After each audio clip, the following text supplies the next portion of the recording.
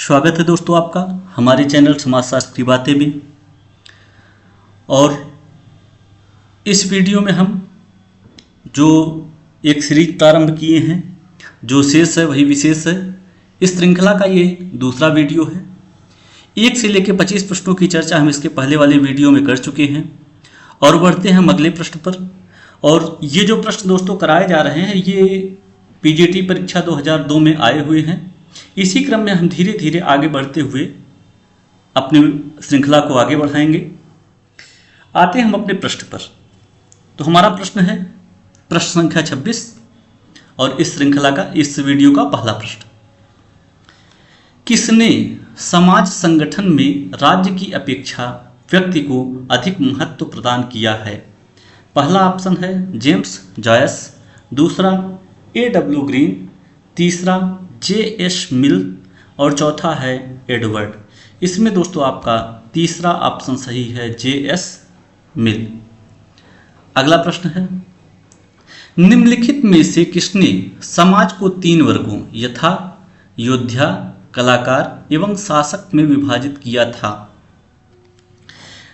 पहला ऑप्शन है प्लेटो, दूसरा सुकरात, तीसरा डेकार्ड्स और चौथा है डेमेट्रियस। इसमें दोस्तों आपका पहला ऑप्शन सही है, प्लेटो। अगला प्रश्न है कथन का सामाजिकरण की निर्विघ्न एवं सुविधाजनक प्रक्रिया समाज के लिए आवश्यक है। कारण ख व्यवस्थित सामाजिकरण के बिना कोई व्यक्ति स्वाधीन एवं स्वसंकल्पशील नहीं हो सकता है। इसमें आपका ऑप्शन है, पहला ऑप्शन है का गलत है लेकिन खा सही है, दूसरा ऑप्शन है का सही है लेकिन खा गलत है, तीसरा ऑप्शन है का एवं खा दोनों सही है और चौथा ऑप्शन है का एवं खा दोनों गलत है। इसका आपका राइट आंसर हो जाएगा का सही है लेकिन खा गलत है। अगला प्रश्न है G.H. मीड के अनुसार स्वयं का अंश जो सामाजिक मांगों के प्रति संवेदनशील होता है का संबंध है। पहला ऑप्शन है अहंकार से, दूसरा परम अहंकार से, तीसरा अहम से और चौथा है इनमें से कोई नहीं। इसमें दोस्तों आपका तीसरा ऑप्शन सही है, इनमें से अहम। अगला प्रश्न है पति शब्द से तात्पर्य है। पहला ऑप्शन है प्रतिष्ठा, दूसरा भूमिका निर्माण, तीसरा भूमिका और चौथा है भूमिका निष्पादन से। इसमें आपका राइट आंसर हो जाएगा 1 प्रतिष्ठा। अगला प्रश्न है आजकल किसी व्यक्ति के सामाजिक मान का आकलन मुख्यतः किया जाता है। पहला ऑप्शन है पेशा द्वारा, दूसरा भू संपत्ति द्वारा, तीसरा जन्म द्वारा और चौथा है आचार विचार की कोटि द्वारा। इसमें दोस्तों आपका पहला ऑप्शन सही है, पेशा द्वारा। बढ़ते हैं अगले प्रश्न पर और प्रश्न है सामाजिक परिवर्तन सामान्यतया हुआ करते हैं। पहला ऑप्शन है निरर्थक, दूसरा हिंसात्मक, तीसरा सतत और चौथा है एकदम अचानक। इसमें आपका तीसरा ऑप्शन सही है। अगला प्रश्न है किसने लक्षित किया कि 3 अवस्थाओं जंगलीपन, बर्बरता एवं सभ्यता को चिन्हांकित किया गया था?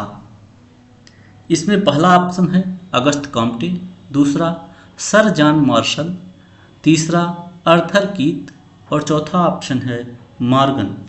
इसमें आपका राइट आंसर हो जाएगा मॉर्गन। अगला प्रश्न है पेरेटो के अनुसार निम्नलिखित में से कौन लोमड़ी किस्म के अभिजन का उदाहरण है? पहला ऑप्शन औद्योगिक तानाशाह, दूसरा यूरोपियन लोकतंत्र, तीसरा हिटलरीय तानाशाही और चौथा है राजनैतिक लोकतंत्र। इसमें दोस्तों आपका चौथा ऑप्शन सही है, राजनैतिक लोकतंत्र। हाँ तो दोस्तों एक बार आपको फिर बता देते हैं कि ये जो प्रश्न हम करा रहे हैं इस वीडियो में ये यूपी पीजीटी परीक्षा में 2002 में पूछे गए हैं। आगे बढ़ते हैं। प्रश्न है हिंदू विवाह की एक आवश्यक शर्त है। पहला ऑप्शन उपनयन, दूसरा खित्वा, तीसरा सप्तपदी और चौथा है कुल्लुक। इसमें आपका राइट आंसर हो जाएगा सप्तपदी। अगला प्रश्न है हिंदू विवाह में विच्छेदन के लिए कौन सा कारण जिम्मेदार है। यहाँ पे दोस्तों कौन सा का केवल सा लिखा है, ये टाइपिंग मिस्टेक हो गया है। यह लिखा है कौन सा कारण जिम्मेदार है। पहला ऑप्शन है विजातीय विवाह की वजह से बंधनों का टूटना, दूसरा है अनुबंधीय तरीके से विवाह की धारणा पर ज़्यादा जोर दिया जाना, इसके बाद तीसरा है बहुविवाह प्रथा पर रोक लगाना और चौथा है अंतरजातीय विवाह एवं विधवा पुनर्विवाह को सामाजिक अनुमोदन दिया जाना।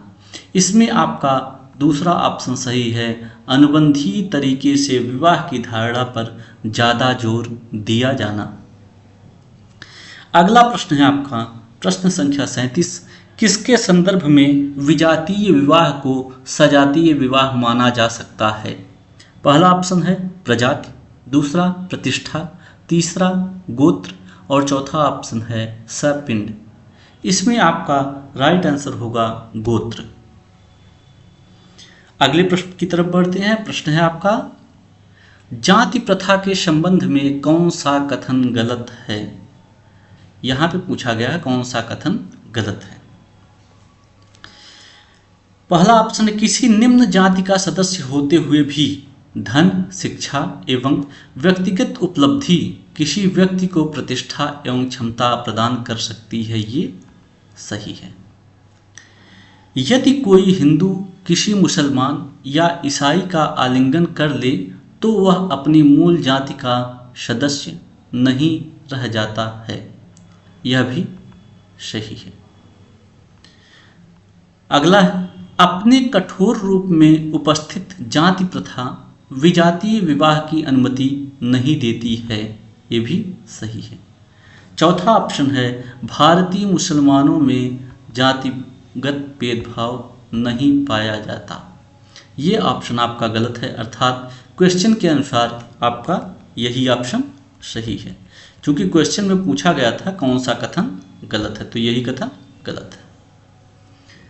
अगला प्रश्न है जो व्यक्ति समुदाय के लिए यज्ञ करवाने हेतु किसी ब्राह्मण को नियुक्त करता था एवं संरक्षण प्रदान करता था उसे इस उपाधि से विभूषित किया जाता था। यजमान, प्रजापति, आचार्य, वाजपेयी। इसमें आपका राइट आंसर हो जाएगा यजमान। अगला प्रश्न है अनुसूचित जाति के अंतर्गत शामिल है। ऑप्शन नंबर 1 समाज में प्रचलित वर्ग, दूसरा राष्ट्रपति के आदेश के तहत भारतीय संविधान में शामिल जातियां, तीसरा जन्म से हिंदू अस्पृश्य जातियां और चौथा है आर्थिक रूप से समाज के कमजोर वर्ग। इसमें आपका राइट आंसर हो जाएगा राष्ट्रपति के आदेश के तहत भारतीय संविधान में शामिल जातियां। अगला प्रश्न है टोडा की श्रेणी है। पहला ऑप्शन है अनौपचारिक समाज, दूसरा पारंपरिक समाज, तीसरा स्वच्छंद समाज और चौथा है आदिम समाज। इसमें आपका चौथा ऑप्शन सही है, आदिम समाज। अगला प्रश्न है मातृसत्तात्मक परिवार प्रथा मानी जाती है। ऑप्शन है भीलों द्वारा, केरल के नायरों द्वारा, ब्राह्मणों द्वारा, मुसलमानों द्वारा। इसमें आपका राइट आंसर होगा केरल के नायरों द्वारा। अगला प्रश्न है एकीकृत ग्रामीण विकास कार्यक्रम IRDP में शामिल नहीं है। पहला ऑप्शन है आपका DPAP, दूसरा COFEPOSA, तीसरा SFDA और चौथा ऑप्शन है CAD। इसमें दोस्तों आपका दूसरा ऑप्शन सही है COFEPOSA। यहाँ पे दोस्तों अब इसका फुल फॉर्म देख लेते हैं जो IRDP में एकीकृत ग्रामीण विकास कार्यक्रम में शामिल है। इसमें DPAP का फुल फॉर्म है ड्रॉट पोर्न एरिया प्रोग्राम।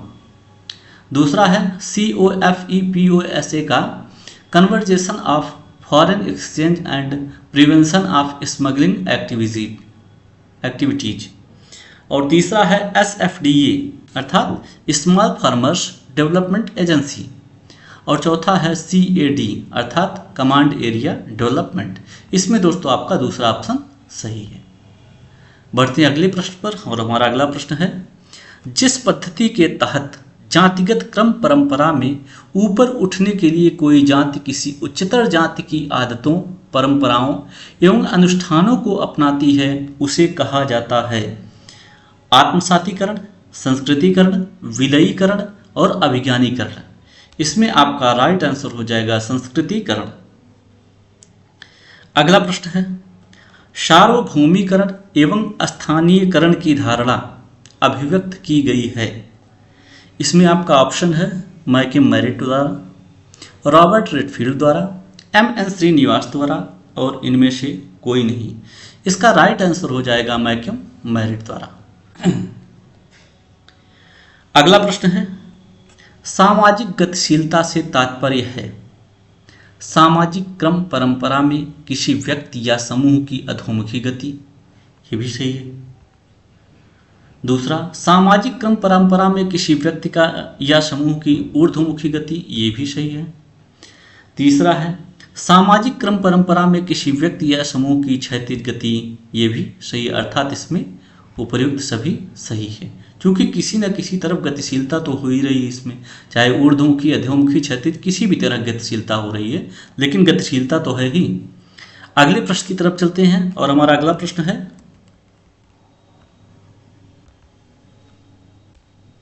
उदग्र गतिशीलता में शामिल है। ऑप्शन है घट रही प्रतिष्ठा, दूसरा घट रही या बढ़ रही प्रतिष्ठा में से कोई भी, तीसरा बढ़ रही प्रतिष्ठा, और चौथा है इनमें से कोई नहीं। इसका आपका राइट आंसर होगा घट रही या बढ़ रही प्रतिष्ठा में से कोई भी। अगला प्रश्न है, किसी औद्योगिक समाज का ढांचा होता है। ऑप्शन पहला है नियो लोकल निवासगत ढांचा, दूसरा बाई लोकल निवासगत ढांचा, तीसरा पैट्री लोकल निवासगत ढांचा, और चौथा है मैट्री लोकल निवासगत ढांचा। इसमें दोस्तों आपका पहला ऑप्शन सही है, नियो लोकल निवासगत ढांचा।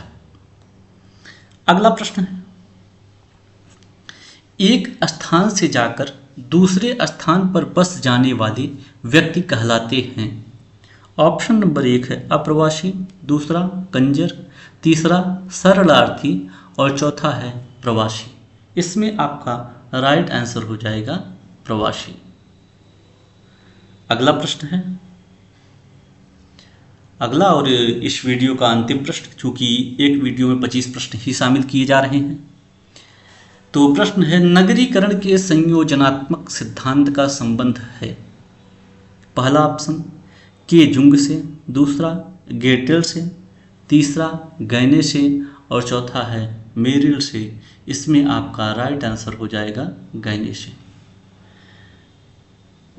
ये सारे प्रश्न दोस्तों यूपी पीजीटी वर्ष 2002 की परीक्षा में पूछे गए हैं। और अगर आपको हमारी वीडियो पसंद आ रही है और इससे आपको कुछ भी सीखने को मिल रहा है, तो आप चैनल को सब्सक्राइब करें और ज़्यादा से ज़्यादा लोगों तक शेयर करें। धन्यवाद।